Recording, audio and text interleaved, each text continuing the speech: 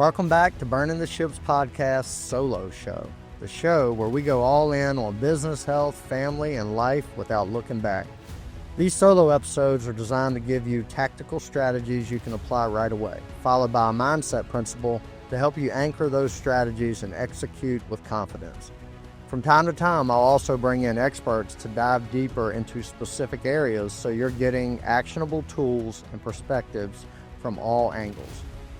This show is also brought to you by 608B Capital. At 608B, we provide short-term real estate loans for investors who need speed, certainty, and flexibility to scale their business. Whether it's a fix and flip or a buy and hold, our team understands the borrower side because we've been there and continue to be there ourselves. To learn more, visit 608bcapital.com. Now let's dive in.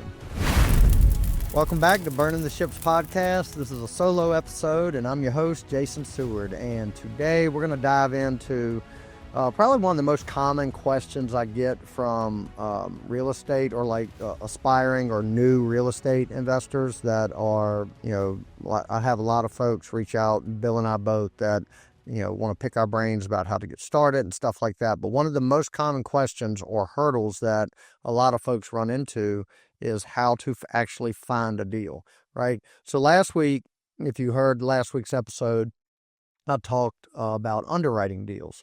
Well, if you don't have a deal to underwrite, then you can't, it's pointless to underwrite a deal, right? We can't even talk about that. So I probably should have led with this episode, but I'm going backwards a bit.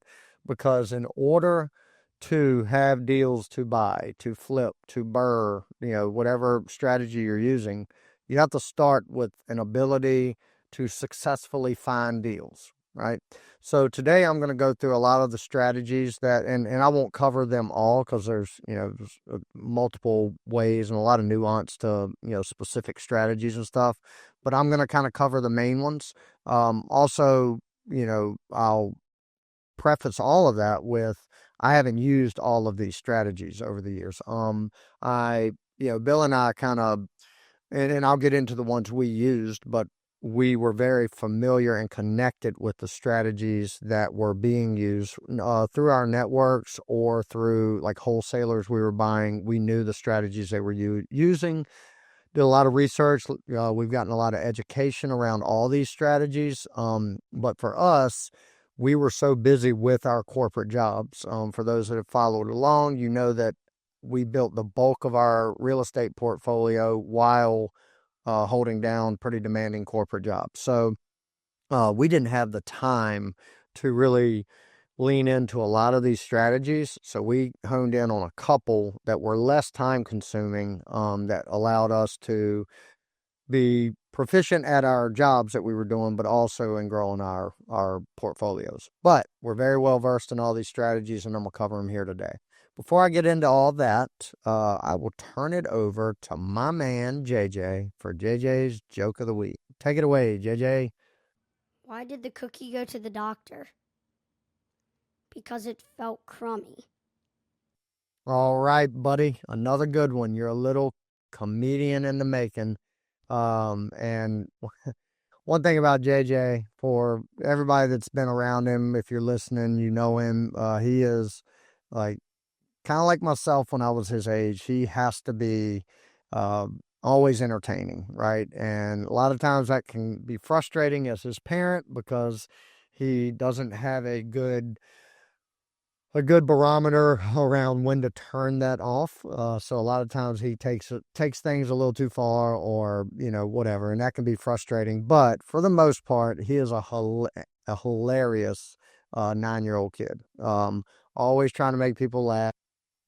Very, very in tune with how people are perceiving him. And he plays to that. And his goal is to make everybody laugh and happy. Not always as parents, because it can be a little frustrating when he takes it too far. But JJ, we love you, proud of you, and keep the good jokes coming. So now on to our topic of the week. We're going to figure out and kind of, for those that, a lot of folks listen know this back and forth, just like I do. So this will be redundant, but I am going to tie it in like every episode I'm going to tie it into a mindset nugget that I'll cover towards the end, and we'll get into that later. But for now, for those that might, be interested in dipping your toes into real estate, or might be wondering like, okay, I'm interested, but I don't even know where to start. Well, this is where you start. This is how you find deals. Now, again, I want to preface all of this with, you don't like, these are some tools that you can use to find deals. Before you go find deals, then you got to know what to do when you actually find them. So that's where, like, the episode last week around underwriting for fix and flip, or future episodes that I'm going to do, will come into play. But on a big level, you just need to educate yourself on the entire process and kind of lean into a strategy that you're going to use. But it all starts with finding a deal, and that's what we're going to cover today. So the first place I'll cover, or the first strategy I'll cover, which is probably the most used and the most familiar with folks out there, is the MLS, the multiple listing service. That is where realtors list deals on the market for anyone in the public to see and to make offers on and stuff like that. So the MLS, a lot of folks, shy away from it. We've bought a lot of properties off the MLS. And in fact, for a couple of years, it was our main source of deals. And, like foreclosures and pre-foreclosures and stuff like that, a lot of those are listed on the MLS. You can find them there. But in order to find successful deals on the MLS, you got to be aware of a couple things. Number one, everybody's seeing those deals, right? If 123 Main Street pops up on the MLS, every investor is seeing it, right? So what we would look for are, knowing that everybody's seeing it, and if it's a good enough deal, right, it's not going to stay on the MLS long, because everybody's going to make offers, and somebody's going to buy it. So if you're not quick and it's a really good offer and you see it go fast, you missed an opportunity, or a good deal. So what we would look for were opportunities for properties on the MLS that maybe other folks were missing. So I'm going to give like a couple examples of what that could look like. So we would do searches where we would go in and we'd plug in like minimum square foot of 1,200 square feet. Okay. So we would start there. And then we would type in 2 bedrooms. Okay. So we're looking at houses that are marketed as 2 bed, sometimes 1 bath, sometimes 1.5 baths, sometimes 2 bed, 2 baths, but it was 2 bedrooms. So we knew that if a house had 1,200 square feet, but only 2 bedrooms, it is a very good chance that that house has enough space where we could move a few walls around, maybe take some walls out or add some walls to make a 3rd bedroom. Now, there's other variables in play there. You got to be able to make sure that, if it's on a septic, that it can, be eligible for 3 bedrooms, stuff like that. But just throw all that out. We would start with just looking for the square footage that has the capacity to hold another bathroom, or even another another bedroom, or even another bathroom.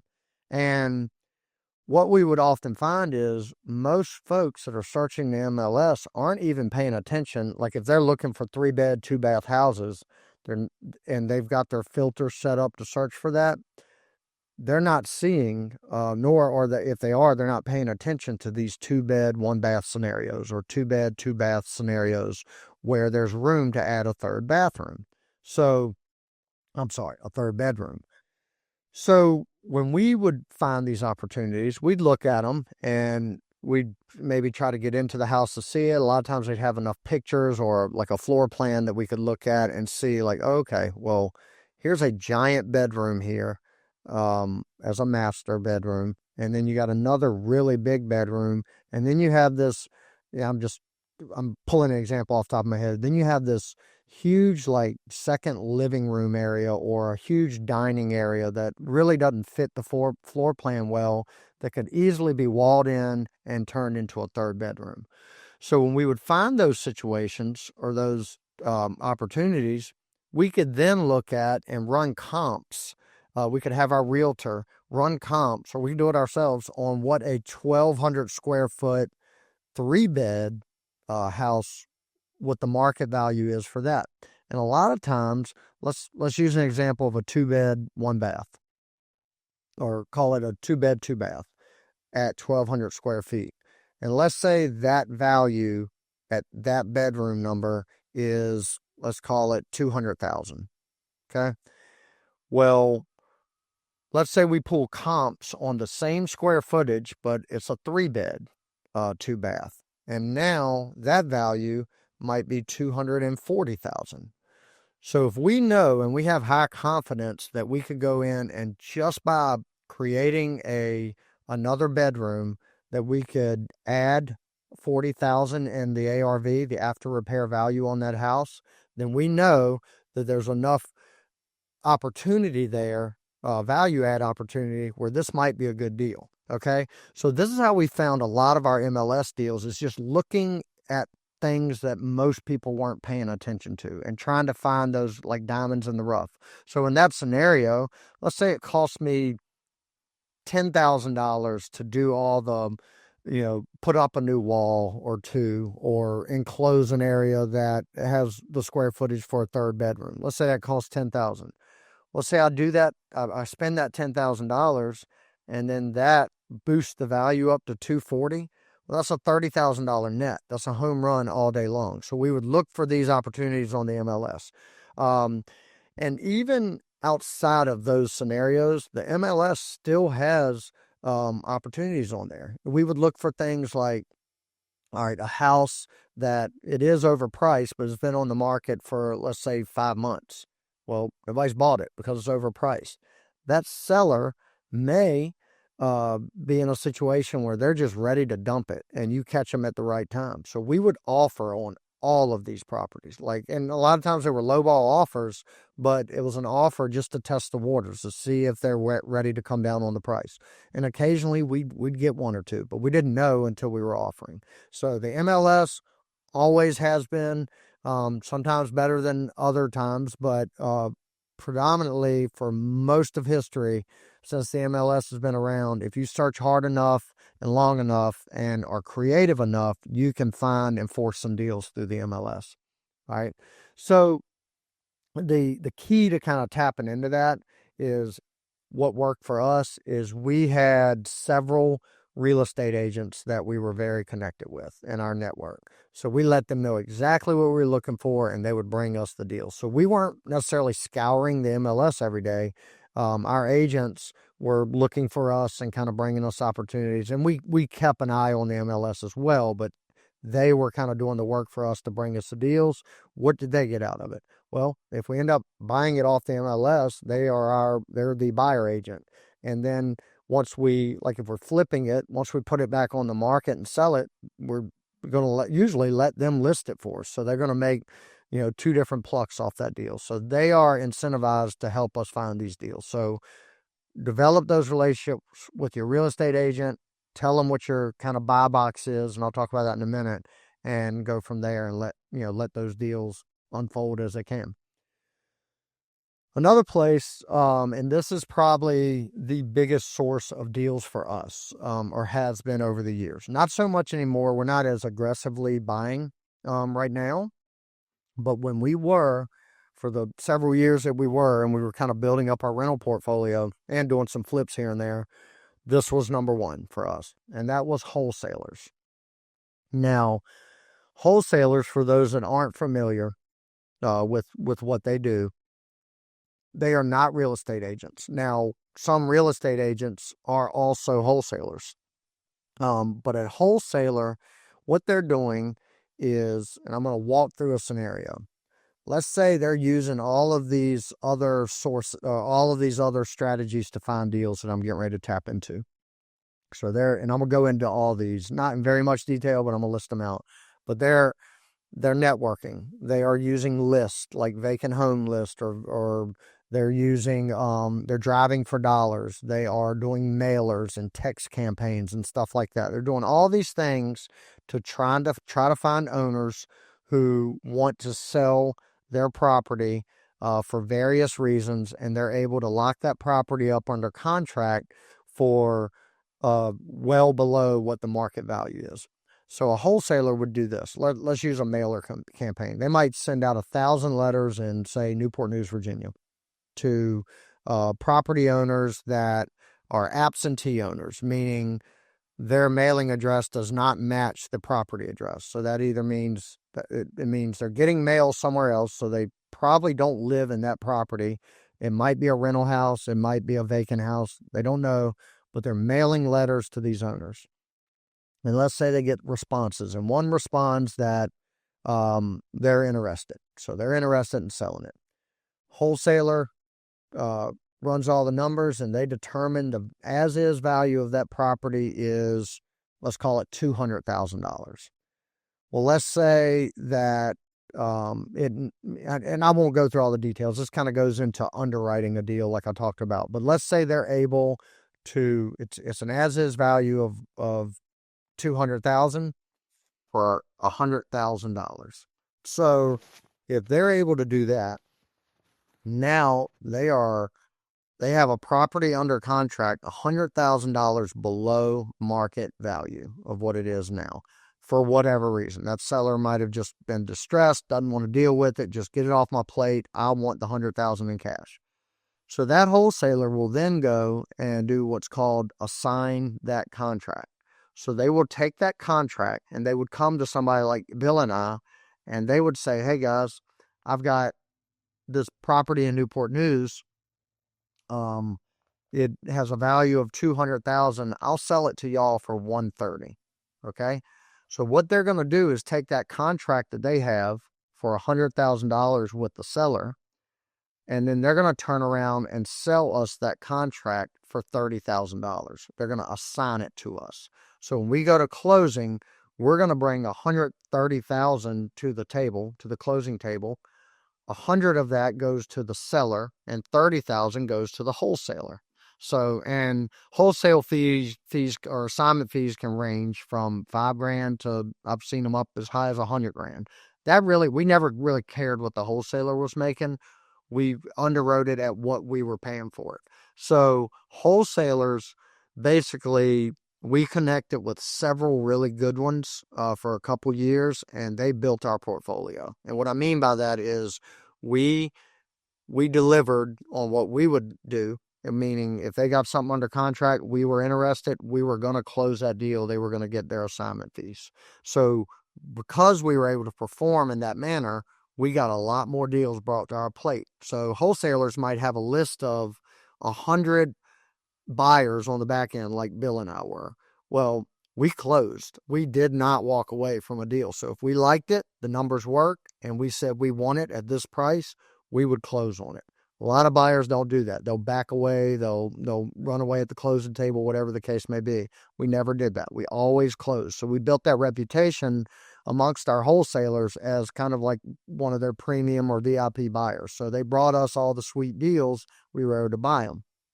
So wholesalers, I would say, built 75% of our portfolio. Yeah. And how do you connect with wholesalers? Simple.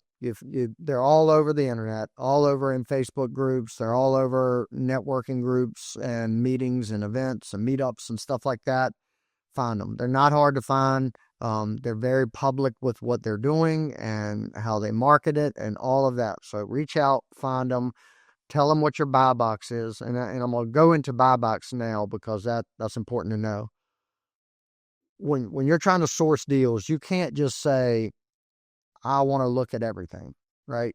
So if you tell everybody in your network, real estate agents, wholesalers, everybody you come in contact with, that I'm buying real estate, and they say, well, what are you interested in? What are you buying? Anything. Bring it to me and I'll look at everything.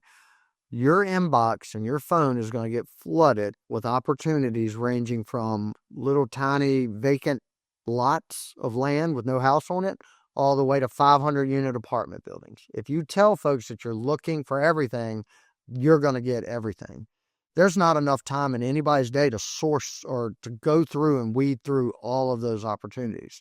So for efficiency's sake, you have to really dial in what you want to buy, and that's called your buy box. Your buy box is location. So identify, like, I want them in this area, these zip codes, whatever the case may be.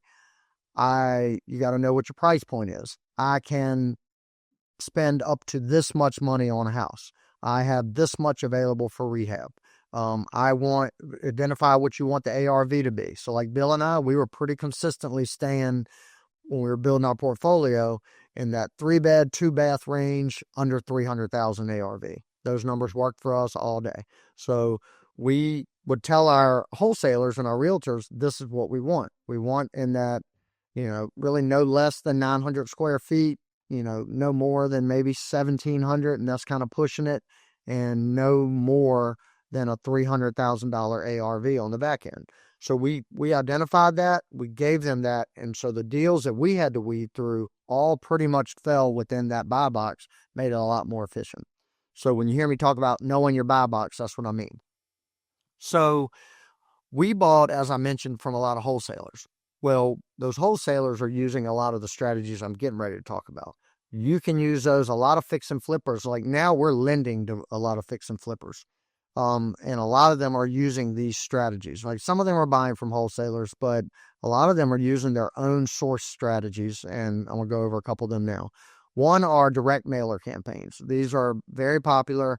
Anybody that owns real estate gets letters in the mail from people trying to buy their real estate, right? So it's a strategy that's been used for years for people trying to source deals, but it is effective. It's because one person that is thinking about selling their house gets that letter from you on the right day. They may pick up the phone and call you, and there might be a deal there. So direct mailer campaigns. So a lot of folks, the way you do these is that you'll identify, again, what your buy box is, and then you'll find a specific like group that you want to target. So when I say group, I'm talking about, like, there's all of these sources out there, these third-party like data mining companies that can find, like, let's say I want to go to Newport News, Virginia, and find all of the absentee owners, like I talked about earlier, folks that don't live where the address of the property is. So they could spit me out a list of 1,000 properties, and I'm just using a random number, that the owner's address does not match the property address, meaning they don't live there. So it's a decent chance it's a rental or a vacant property. So then you do these mailer campaigns to that entire list, and you can have a third party do these letters. You can go as old school as you want. You can handwrite them. You can stuff envelopes yourself. You can do whatever strategy you want, but you do these mailer blasts that go out to all of these 1,000 addresses. You might get, if you mail 1,000 letters, you're going to be lucky to get, maybe, depends on what you're targeting. Some lists have a better response rate than others, but you're going to average about 100 callbacks or 100 responses. So about 10%, probably less than that on most lists. But so you send out 1,000, 100 people respond. That might lead, out of those 100, to 10 further negotiation or conversations, and that might lead to 2 deals, right? So you got to have a lot of persistence, and I'm going to get into that in a minute, to be effective at this, right? You got to get used to a lot of rejection and a lot of no's, and I'm going to get into that, like I said, in a minute. But that's mailer campaigns. Bill and I actually have done a few mailer campaigns. We did it we went, I guess, deeper into a specific territory than we did wider over like a whole city. So we identified, one example was, it was hundreds of condos, townhomes in an area in Newport News that we liked. We already had, I think, 1 or 2 rentals in this area, but it was just a couple block area that had hundreds of townhomes in it. And we knew the area well. We liked it. We knew all the houses were pretty much the same thing. They ranged from 1,100 to biggest would be 1,500 square feet. Most of them were 2-bed, 2-baths. Some were 3-bed, 2-baths. We knew what everyone were. They were all built around the same time, probably by the same contractor. We knew them very well. So we went through and used different resources. We did a lot of this on our own, right? But some of it we hired a virtual assistant to help us with. But we identified the ones that we want to send mailers to. And I'd say we probably mailed out 300 letters for this, our first mailer campaign. But we did it where we were handwriting letters, we were handwriting addresses on envelopes. I'm sorry, we weren't handwriting, we were hand signing them. They were, typed up and printed. But handwriting addresses on envelopes, and it was getting a pretty good response rate. And I think out of that campaign, we bought 2 properties. So it wasn't that much effort. It wasn't a big cost, envelopes and stamps and, the time. I think for that campaign, we were actually, my mom, we were paying her to write the address on the envelope. So that worked out good for her and us. But we got 2 deals out of it. And we haven't done much of that, but that was one example. We take that time, we do all the work to source the houses we want to target, and we end up closing 2 deals out of that effort. So that's mailer campaign, direct mail campaigns. Another way is, I mentioned it earlier, but like networking events and meetups. Go to as many as you possibly can. Bill and I are kind of in a season now where we're networking for something differently. We're trying to find borrowers and investors for our real estate debt fund, right? But early on, we would try to go to some of these events to meet people, meet the wholesalers, meet the people that just basically let everybody know what we were doing. And the more people that knew what we were doing, the more chance that a deal would come across their plate that they could then feed to us. So if you're starting out, if folks don't know what you're doing and they don't know what you're looking for, then you literally have 0 chance of them sending you a deal. But if the more people that know, the better chance, and we get deals like this all the time now, all the time, where somebody in our network, just because they know we're tied to real estate, their great aunt dies or gets moved into a nursing home, they don't know what to do with the house, they call us, tell us to make them an offer, and we get a deal from it. Well, if people don't know that you're looking to do that, to buy those types of things, then you're never going to get those deals. So let everybody know. Go to the networking events, the RIAs, the meetups, all that good stuff. You're going to meet, this is where you're going to meet a lot of your service-based folks too. So you're going to meet your contractors there. You're probably going to meet some insurance people there. You're going to meet real estate agents. You're going to meet title company, attorneys, stuff like that. All are going to be at these meetups. So get there, network, let them know who you are. I mentioned earlier, like and I'll talk about a few, but there's third-party companies and services that can pull lists for you to do mailing campaigns or whatever the case may be.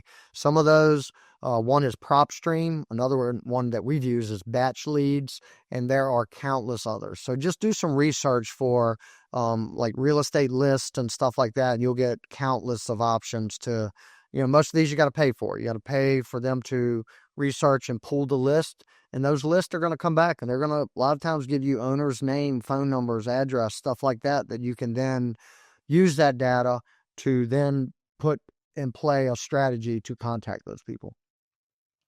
Another old school one is driving for dollars, and this is about as simple as it gets. Costs no more than gas and time. But that is finding a neighborhood or finding a area, a couple blocks, whatever you want to target that you would like to buy property in. And you go right around. And what you're doing, right around the notepad or your phone or whatever, you're looking for houses that appear to be vacant, distressed, grass grown up high, maybe a broken window in, roof is in bad shape. It doesn't look like it's being well kept, or it might just, again, being in distress. So you make a note. That's 123 Main Street. Now you go back. Let's say you're looking again in Newport News, Virginia. You go back to the city website and you look up 123 Main Street and you see John Smith in Cincinnati, Ohio owns that house. Well, now you got his address. You write him a letter, or you research it a little bit further, try to find a phone number for him. And let's say you make a list of 10 of these and you contact 10 of those people. There's a decent chance a few of them might have a conversation with you. And the more you do of that, the more chance you're going to have that one of those conversations lead into a deal that you end up buying. So driving for dollars is, some folks get to a point they might feel that they're too big for that or that's below them. If I had to go like right now, everything was taken away and somebody said you have to go find a deal in the next week. You have to. Like a gun to my head, I have to go do it. I would go immediately start driving for dollars. And I would work like heck finding these owners of the houses that look like they need some loving or maybe nobody's paid attention to. And I would find those deals. 100% guarantee it. So don't overlook that strategy. It's probably one of the most effective that people kind of grow out of, when they try these other strategies, but it is an effective strategy. Talking about driving for dollars, a lot of people that don't have the time to do that will pay folks to do it for them, right? And these folks are called bird dogs, right? So you can pay a bird dog, and this could be somebody in college, or they're at home for summer break, and you pay them by the hour or by the lead, and you send them out into certain areas and just have them jot down addresses of properties that look distressed. Snap a picture of it, write the address down, bring it back to you, and then you do what you do with it. So driving for dollars is a big one. And I mentioned it earlier, but like going to these networking events, like you need to be linking up with all the real estate agents and all the contractors and all the attorneys and all the wholesalers that you can. Come up, be very articulate with what you're looking for and what you're doing. And the key thing here is in making these relationships, these people are going to start bringing you leads, right?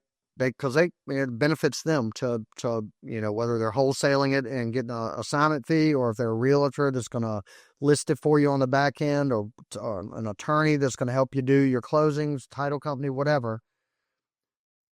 The way that you enhance those relationships with these folks is delivering on what you're trying to do. So I'll use wholesalers for example. We knew that like wholesalers, their job, they're building lists of buyers, right? So they're going out hustling, getting all these deals under contract. Well, they don't make any money unless they have an investor buyer to buy those deals from them so they can make the assignment fees. So they're building these robust lists of potential buyers of their properties, and they're building email lists and text lists and all that stuff. I still get all those from wholesalers. Well, all wholesalers have a handful of what they call, or what I call, VIP buyers, right? These are the buyers that they know if they got a really good deal and the numbers work, these VIP buyers are going to close the deal. Well, how do you get on that list? You actually close the deal. You perform. So the worst thing for a wholesaler is every time they send you a deal, you ask a million questions. They give you all the answers.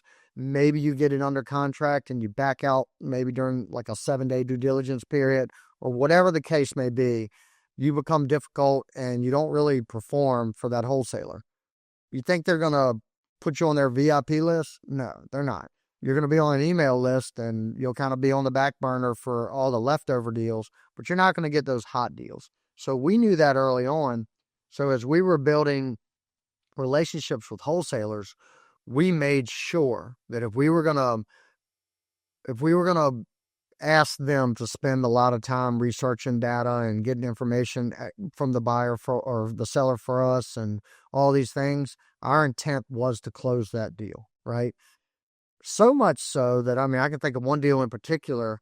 We got pretty close to closing and like through due diligence, and there were a couple things that came up that the wholesaler wasn't aware of, the seller wasn't aware of, we weren't aware of, but we found them kind of late in the process that almost were a deal breaker, but it wasn't so much of a deal breaker that we were going to lose our butts on it.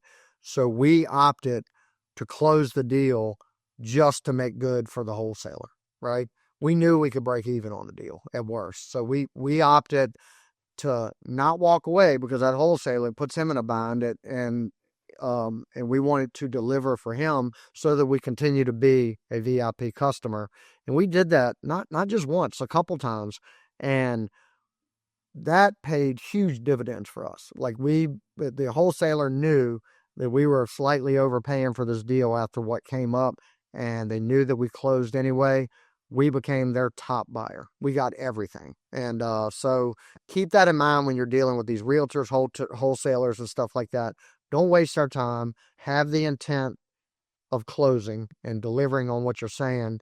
And not only that, but do it. Like, don't back out. Don't waste their time.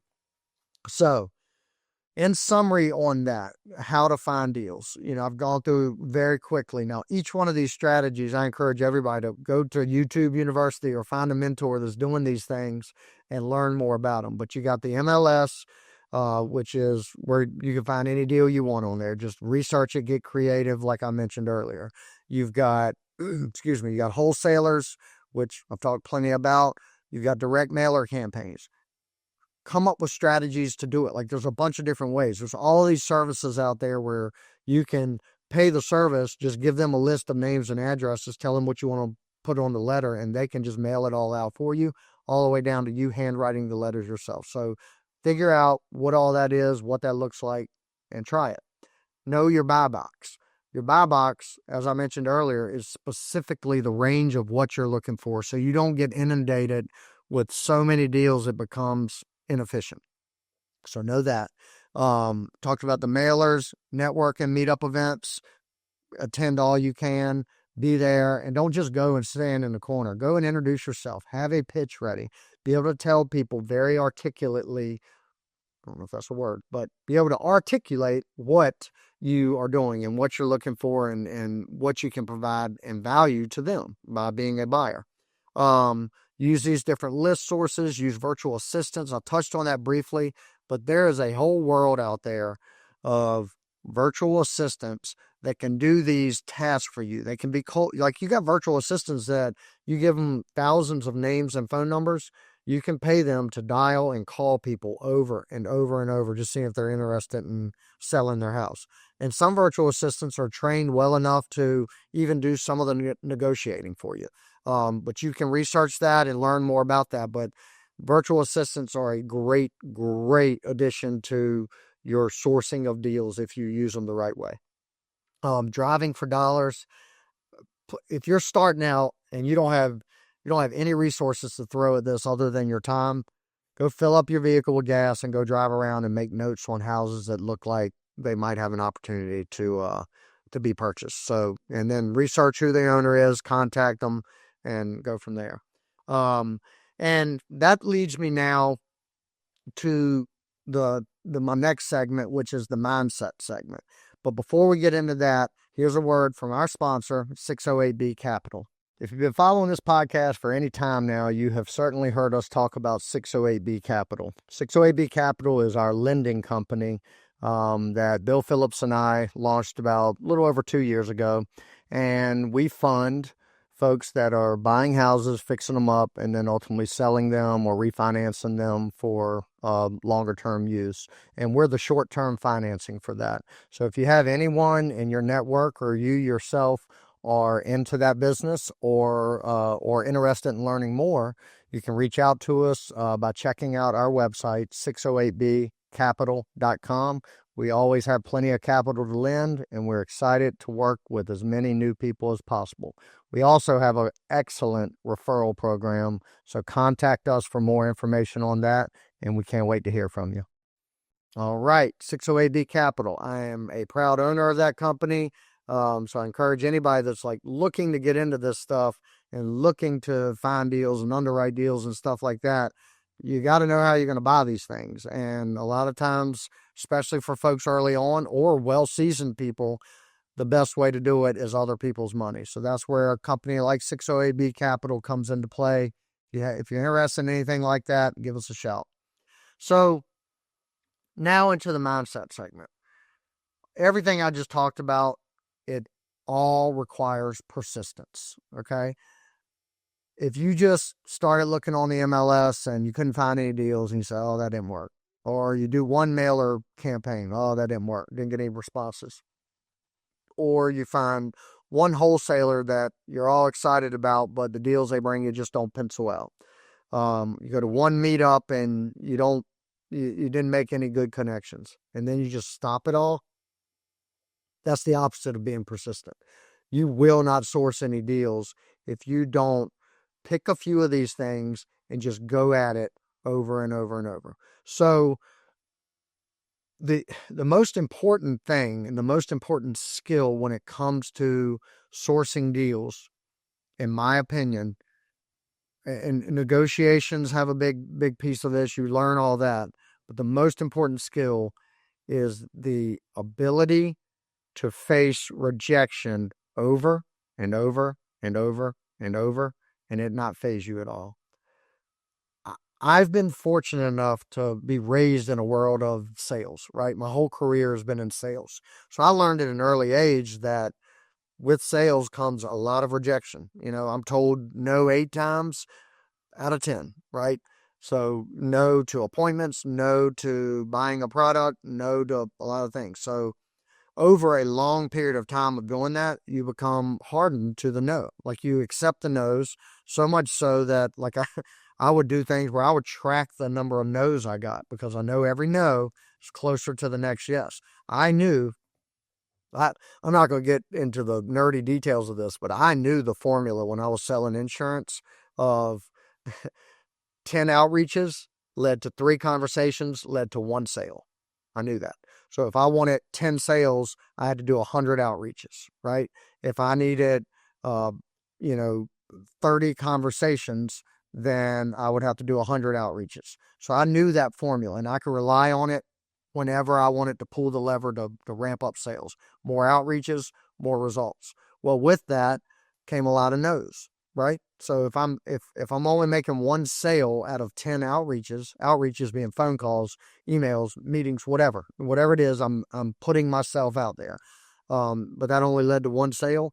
That's a 90% fail rate, right? You got to get very comfortable in this business of real estate and trying to find deals with 90% or more fail rate. Fail meaning all these efforts you're trying are going to lead to nowhere, dead end paths.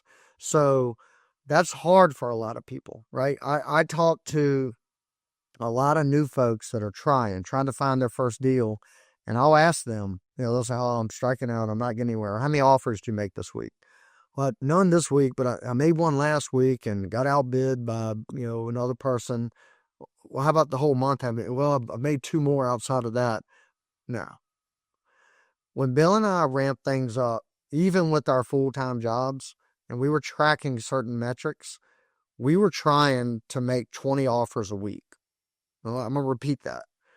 This is 2 people with full-time jobs, very demanding jobs. We would work on our lunch breaks. We'd work early in the morning. We'd meet early in the morning, in the evenings, things like that.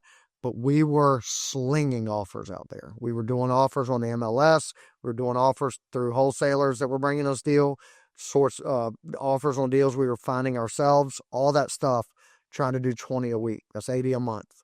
We were finding out of all that 2 or 3 deals a month consistently. So you have to get used to knowing it's kind of like baseball. If you get a hit 3 out of 10 times up, you're in the Hall of Fame, right? 70% of the time you're getting out. That's a 70% fail rate. Real estate's going to be 90% or more fail rate when trying to source deals. So you have to get used to that.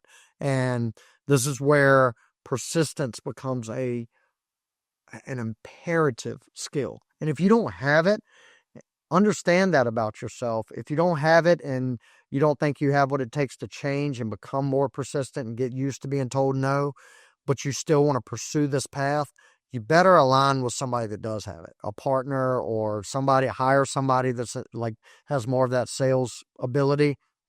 But you've got to have that before you go anywhere else. This is the same with just about anything in life. And I like, y'all are going to get, probably get tired of me tying everything into personal and fitness and health and stuff like that. But all of that requires persistence, right? You don't go to the gym 5 days this week and then stop and think things are going to change. It doesn't happen.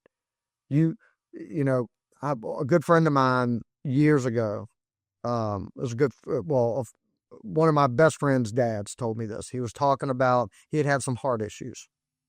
And he was talking about, which was cardiologist, and the cardiologist made the analogy of a 5-gallon bucket, or no, a 50-gallon barrel being under a water faucet that is dripping one drop every couple seconds. So just drip, drip, drip. After about an hour, you look at the bottom of that barrel, you barely see any water. It's just, an hour worth of drops in there. After about a day, you're still not going to see much water, just a little bit splashing around. After about a week, maybe a little bit. After a month, a little bit more. 6 months, you're going to start seeing it, a couple inches of water in there, and it's going to gradually build up. And he was making the analogy to your heart, like eating, a high-fat diet or whatever, just cholesterol building up and all these things. It's a drop in the bucket. You don't feel it today, you don't feel it tomorrow. But he was also making the analogy to exercise. You go in the gym, you hop on the treadmill for 30 minutes today and don't do it anymore, nothing's changed. A little bit's changed, but you'll never see it, you'll never notice it. You do it tomorrow, and then the next day, and then 6 months later, you look like a new person, right? So it's persistence in the sense of you got to know that if you keep doing the right thing, so the right thing in real estate being keep making offers, eventually you're going to start seeing some results. In health, you keep getting on that treadmill or lifting those weights or doing whatever you're doing, the elliptical, the bike, swimming, walking. You keep taking 10,000 steps a day. You're not going to see it today, tomorrow, next week, but in 3 weeks, you're going to start feeling a little bit different. 3 months, you're going to start seeing a little bit different. People are going to start noticing. 6 months, you're going to be a different person. So persistence with that and anything else in life is critical to having results. So that's the mindset nugget today, is you've got to have a bulletproof persistence in your mindset. And if you don't, because it's not necessary to have, but if you don't have it, you're not going to succeed with this unless you align with somebody that does have it. Because not everybody's comfortable with hearing no. Most people aren't, right? Most people are very uncomfortable hearing no. But they might have a business mindset, an entrepreneurial spirit. They want to do it through real estate, through buying real estate property. Well, but they know that about themselves. They get nervous going to events or talking to people or making offers or negotiating. If you know that about yourself, find what you are good at. And maybe that is the analytics, the more engineering, operational side of things, and align with somebody that is very strong in those other areas. So that is my mindset nugget today: persistence. Either get it or get with somebody that has it if you want to go further down this road, to find more deals, to ultimately underwrite more deals, to buy more deals, and then grow something well beyond that. So got to get used to hearing no and hearing it a lot, and comfortable walking away and not bending on what your buy box is, right? And what you're like I talked about last week, your max allowable offer, knowing what that is and being able to walk away if it doesn't work. So with that, I will wrap up another Burning the Ship solo episode. Y'all hang on, because I still haven't come up with a good name for this series. It was the Weekly Ramble, but now it's going to be more tactical. And I do want, before I close things down, I do want to say this, that for those that are listening or that have listened this far, this is not going to just be real estate, right? First couple episodes, since I've kind of transitioned to doing this a little bit different, have been real estate. I'm going to be talking about a lot of things on here, right? Tactical things. I'm going to have guests on here where it's just them. I'm going to remove myself, and they're going to talk about their expertise and tactically go into what they do and, how you can do the same or learn from them. So it's going to be different. It's going to be a wide range of topics, kind of like my interviews are. But I hope to, at some point, cover something that is intriguing to everybody out there. But I hope and I think that all of these episodes, if you make it to the mindset piece, you can find some way to apply that. So like last week, we talked about discipline. This week, we're talking about persistence. Be persistent in everything in life, and your results are going to show for it. So with that, I'll wrap up another Burning the Ship solo episode. We'll see you guys next week. Thank you for joining us on another episode of Burning the Ships podcast. As always, want to thank our sponsor, 608B Capital. We are a short-term lending fund, a debt fund, open for investors who are looking for a passive return. And also we offer products to our main product to fix and flippers and buy and holders, folks that are doing things like that in real estate. Also want to remind you about our referral program. Check out our website for more information on that, and we're happy to talk to you further if you're interested. Again, thank you for joining us on Burning the Ships. And do me a favor and go out and try to find someone or some way that you can add value into the world today. Think through it, zoom out, and try to find where you can add value. I think it'll help wrap up your day, wrap up your week, whatever you're working on a positive note if you constantly think that way. Where can I add value? So with that, we thank you for joining us on another episode of Burning the Ships. Have a good one.